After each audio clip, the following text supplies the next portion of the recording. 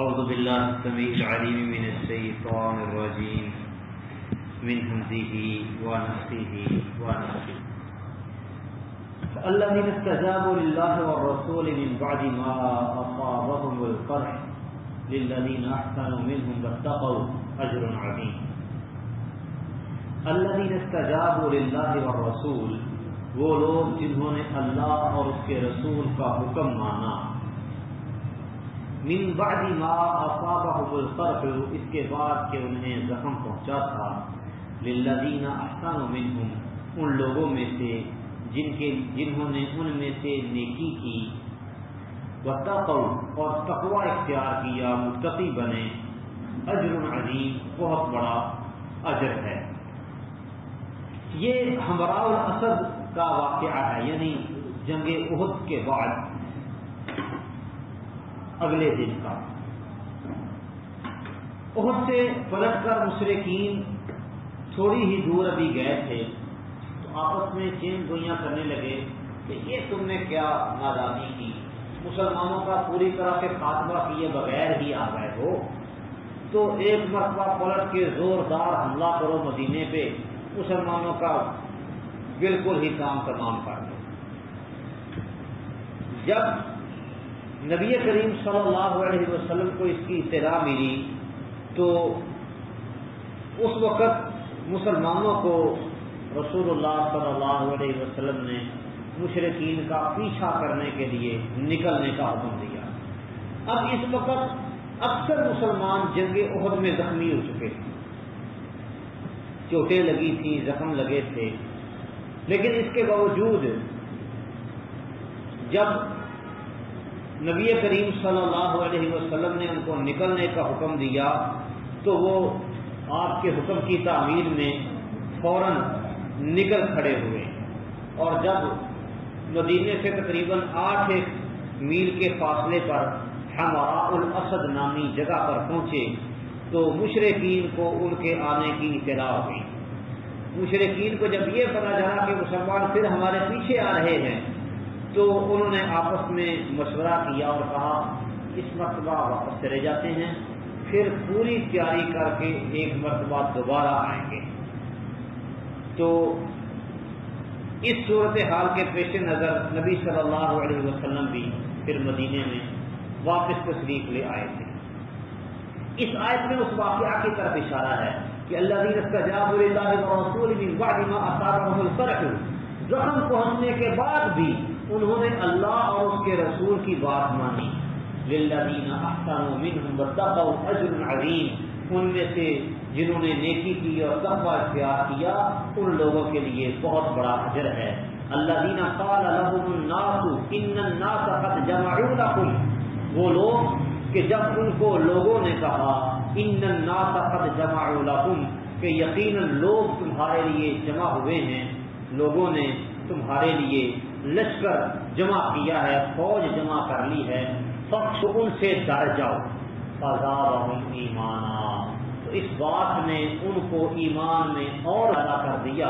وقالوا، اور انہوں نے کہا حسبنا اللہ ونعم الوکیل، ہمیں اللہ ہی کافی ہے اور وہ اچھا کارساز ہے.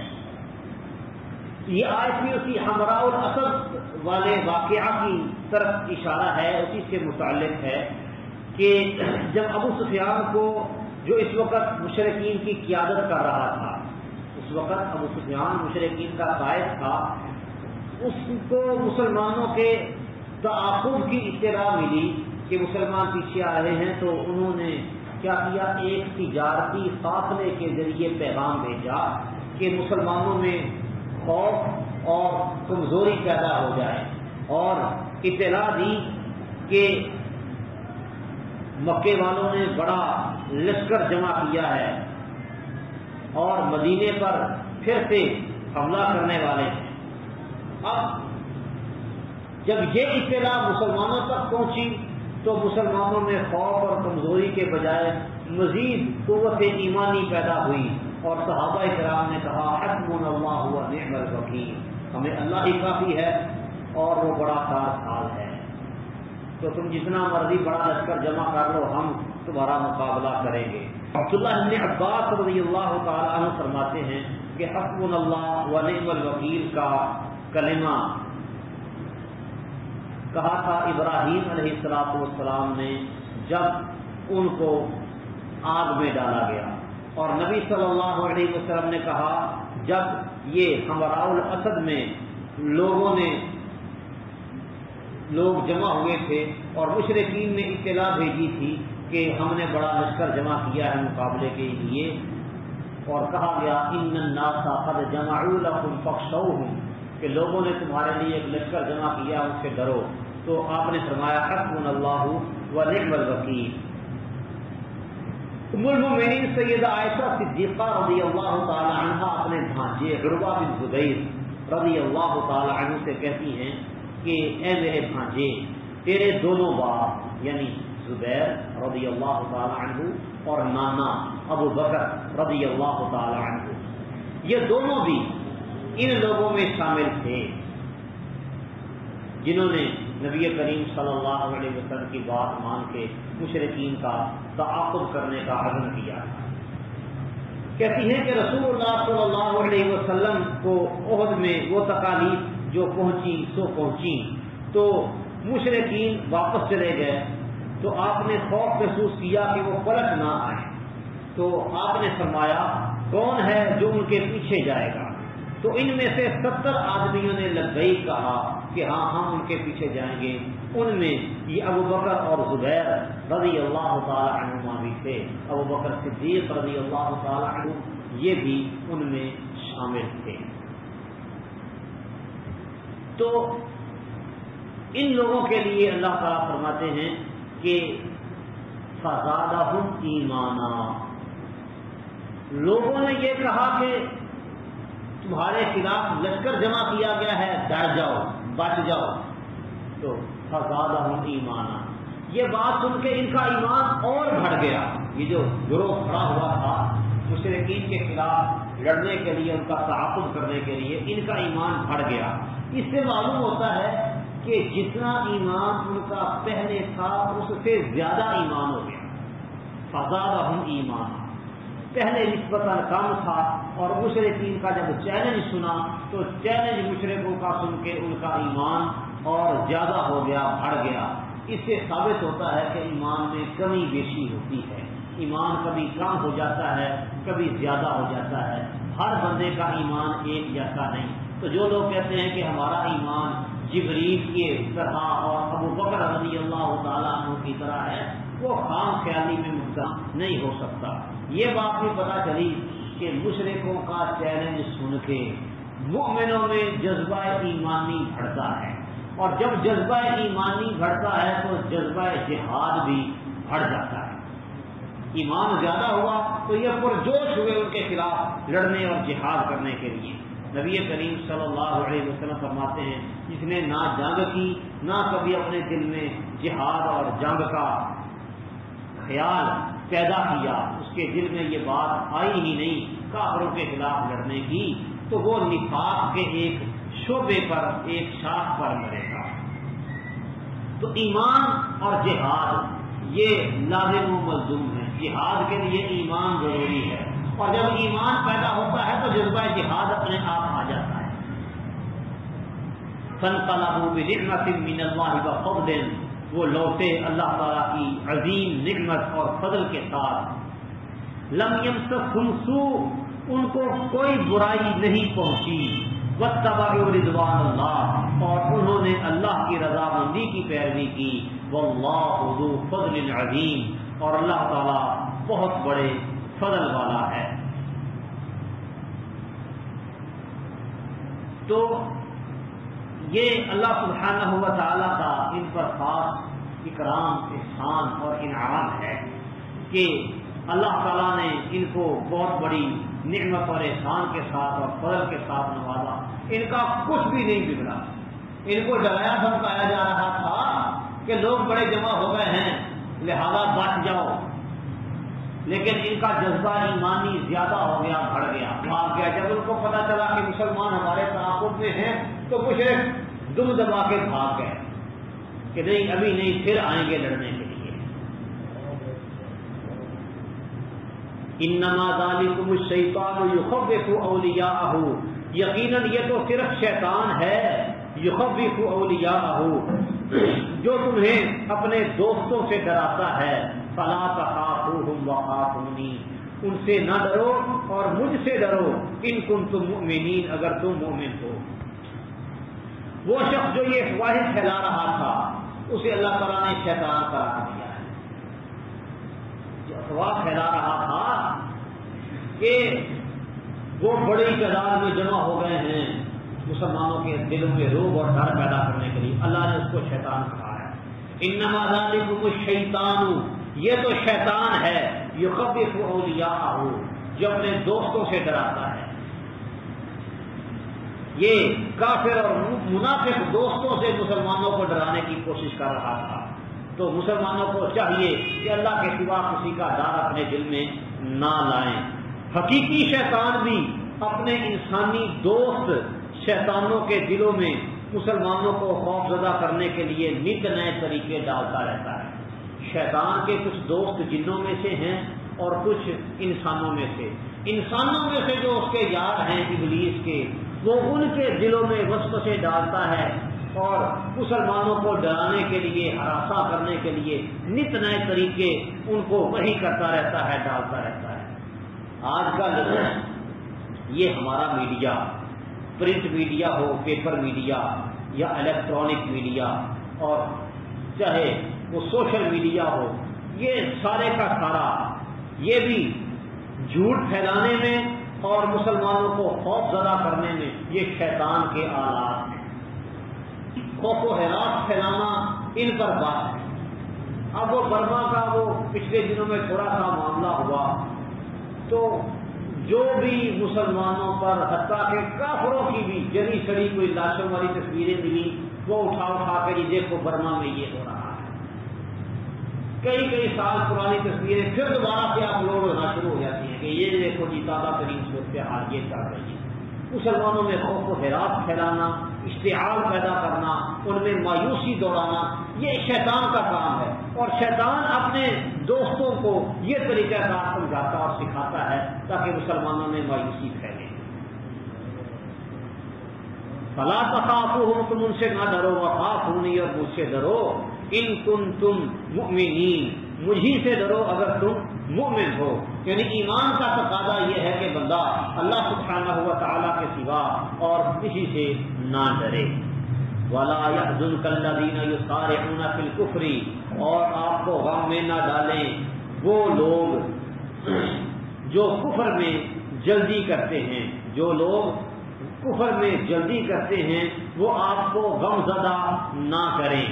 انہم لن یضروا اللہ شیئا، یقیناً وہ اللہ کا کچھ بھی نہیں بگاڑ سکتے، وہ ہرگز بھی کچھ نقصان نہیں پہنچائیں گے۔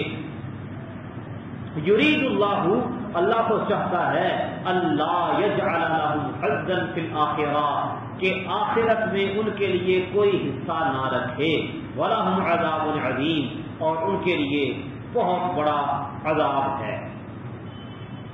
کافر اور منافق یہ مختلف طریقوں سے مسلمانوں کے درمیان خوف و ہراس پیدا کرتے ہیں اور مختلف طریقوں سے اللہ اور اس کے رسول کی مخالفت کرتے رہتے ہیں، جس کی وجہ سے نبی صلی اللہ علیہ وسلم طبعی طور پر رنجیدہ خاطر ہو جایا کرتے تھے۔ خصوصاً احد کے واقعہ کو تو منافقین نے بہت ہوا دی اور مسلمانوں کو اللہ کی نصرت سے مایوس کرنے کی کوشش کی، اور ان کی ان کوشش پر یہ آیات بھی نازل ہوئی، اور آپ صلی اللہ علیہ وسلم کو تسلی دی گئی کہ اس قسم کی مخالفتوں سے کفار اسلام کو کوئی نقصان نہیں پہنچا سکتے، بلکہ اس قسم کا رویہ اختیار کر کے یہ خود ہی آخرت کے اجر و ثواب سے محروم ہو جائیں گے۔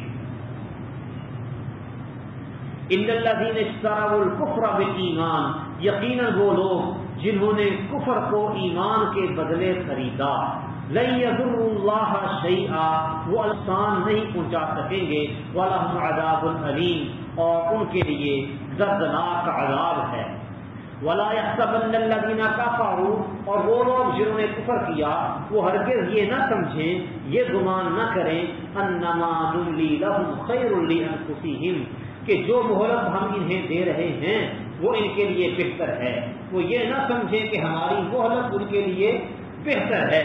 انما نملی لهم ليزدادوا اثما، ہم تو صرف ان کو مہلت اس لیے دیتے ہیں تاکہ وہ گناہ کرنے میں آگے بڑھ جائیں، وہ گناہ میں اور زیادہ ہو جائیں۔ وَلَهُمْ عَذَابٌ مُّهِينٌ، اور ان کے لیے رسوا کن عذاب ہے۔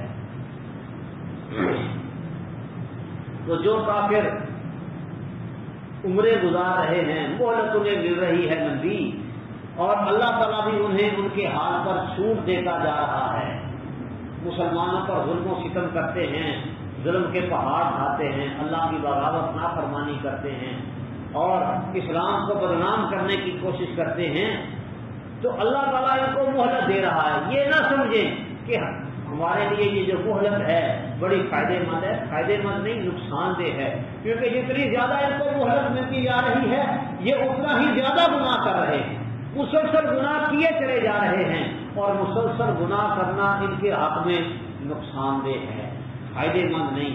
کیوں؟ جتنا زیادہ گناہ کریں گے آخرت میں اتنا زیادہ عذاب ہوگا۔ ما کان اللہ لیذر المؤمنین علی ما انتم علیہ، اللہ تعالیٰ مومنوں کو اس حال پر چھوڑنے والا نہیں ہے جس پر تم ہو۔ حتیٰ یمیز الخبیث من الطیب، حتیٰ کہ وہ ناپاک کو پاک سے جدا کر دے۔ وما کان اللہ، اور نہیں ہے اللہ تعالیٰ لیطلعکم علی الغیب، کہ تمہیں مطلع کرے غیب پر، ولکن اللہ یجتبی من رسلہ من یشاء، اور لیکن اللہ تعالیٰ اپنے رسولوں میں سے جسے چاہتا ہے چن لیتا ہے۔ فآمنوا باللہ ورسولہ، لہذا تم اللہ اور اس کے رسولوں پر ایمان لاؤ۔ وَإِن تُؤْمِنُوا، اور اگر تم ایمان لاؤ گے، وَتَتَّقُوا، اور تقوی اختیار کرو گے، فَلَكُمْ أَجْرٌ عَظِيمٌ، تو تمہارے لیے بہت بڑا اجر ہے۔ جنگ احد میں کفر و نفاق اور ایمان و اخلاص الگ الگ ہو کر سامنے آ گئے، منافق واضح ہو گئے، مومن واضح ہو گئے۔ اللہ تعالیٰ نے چھانٹی کر دی،